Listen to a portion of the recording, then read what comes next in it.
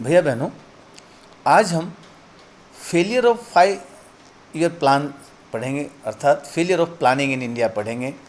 भारत में नियोजन की असफलताएं, जिसका पहला बिंदु है एब्स्ट्रैक्ट पॉवर्टी, दयनीय निर्धनता। नियोजन के बाद भी लगभग आज हमें 70 साल नियोजन को अपनाए हुए हो गए, लेकिन फिर भी भारत में बहुत बड़ी मात्रा में लोग जीवन निर्धनता से नीचे जीवन यापन कर रहे हैं। भारत में लगभग कुल जनसंख्या का 21.9% गरीबी की रेखा से जीवन यापन कर रहा है। इन लोगों को सर्वाइवल गुड्स, जीवन निर्वाह वस्तुएं जैसे भोजन, वस्त्र, आवास भी पर्याप्त मात्रा में उपलब्ध नहीं है।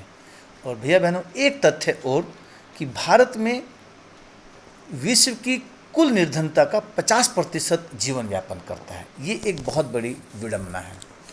इसका दूसरा बिंदु हाई रेट ऑफ इन्फ्लेशन, मुद्रास्फीति की उच्च दर। मुद्रास्फीति का अर्थ होता है कि लंबे समय तक कीमतें बढ़ते रहना। भारत में नियोजन का मुद्रास्फीति के जाल से निकलने में असफल रहा है, अर्थात कीमतें लगातार बढ़ती जा रही हैं।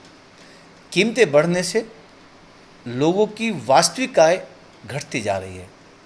भैया बहनों, वास्तविक आय वो आय होती है जो वस्तु तथा सेवाओं में मापी जाती है। अर्थात मेरी आय है, मुझे पैसों रुपयों में आय प्राप्त होती है। वास्तविक आय होती है इन जो मुझे आय प्राप्त होती है उससे मैं कितना सामान खरीद पाऊँगा।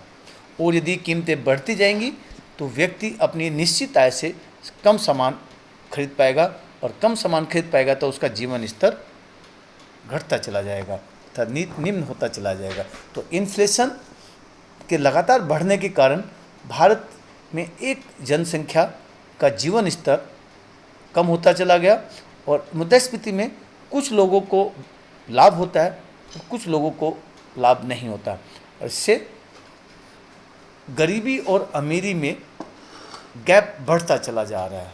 अमीर अमीर होता जा रहा है और गरीब होता चला जा रहा है। यह तीसरा बिंदु अनएम्प्लॉयमेंट क्राइसिस, बेरोजगारी संकट। भैया बहनों, जब से हम आज़ाद हुए हैं और जब से हमारा प्लानिंग स्टार्ट हुआ है, नियोजन स्टार्ट हुआ है, तब से लेकर आज तक बेरोजगारी की समस्या उत्पन्न हो रही है। कोई भी योजना बेरोजगारी की समस्या को सोल्व नहीं कर पाया है। फर्स्ट 5 प्लान के अंत में लगभग 53 लाख लोग बेरोजगार थे, जो लगभग आज बढ़ कर के 4 करोड़ से अधिक हो गए। अर्थात 11वीं योजना में 4 करोड़ थे, आज इससे भी ज़्यादा हो गए। बेरोजगारी भारत में अशांति का एक उभरता हुआ चैलेंजेस है, जिसको भी नियोजन सफल खत्म करने में सफल नहीं हुआ है। अगला बिंदु भैया बहनों, इनएडुकेट इंफ्रास्ट्रक्चर, आधारिक संरचना की अपर्याप्तता। भैया बहनों, आधारिक संरचना वो तत्व होते हैं जिन पर देश के औद्योगिक निर्भर करते हैं, जैसे बिजली, बैंकिंग, दूरसंचार, telecommunication, education, medical facilities etcetera. ये अपर्याप्त है, मतलब जितना होना चाहिए था टारगेट के अनुसार उतना नहीं है। लगभग 70 साल के बाद भी हम अभी शॉर्टेज ऑफ पावर से जूझ रहे हैं, फ्यूल से जूझ रहे हैं। हमारे पास में अभी अच्छे एजुकेशन इंस्टीट्यूशन नहीं है, अच्छे हॉस्पिटल्स नहीं है, जिसके कारण भी प्रोडक्टिविटी कम होती है। ये बहनों, अगला बिंदु है fail to achieve goal of social justice.